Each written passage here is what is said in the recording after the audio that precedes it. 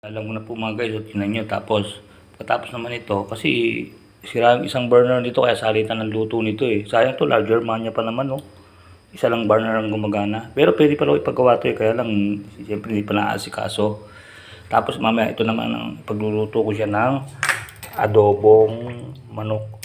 Ito request niya eh, kasi masarap, gusto niya rin mag-ano ng adobong manok dahil, ewan ko, masarap daw akong mag-adobo eh. Ayaw niya nung ano kasi, pinagluto siya nung sinundang yung dinatang ko dito ay yung pinalitan ko ang niluto sa kanya paksiw na bangos ayaw niya para daw sinigang ang daming suka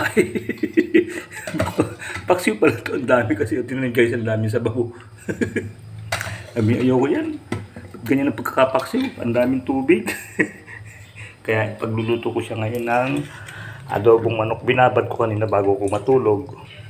Ngayon medyo na susunod ko na siyang iluluto. Ano na to, hanggang hapunan na namin. Tapos, siguro hanggang almusal-mukal bago ko umalis. Pero tatanggalan ko pa po ng mga balat yan kasi ayoko, siyempre para hindi tumaas ang kanyang BP. Siyempre medyo may edad na si mama, kailangan din nakakakain ng kolesterol. Tatanggalan ko po ng mga balat yan bago ko po lutuin. Binabad ko muna kasi kanina galing ng ng rep, matigas pa. O sakto na, o malambot na karne. O pwede nang tanggalin ang balat. Dito na po mga guys.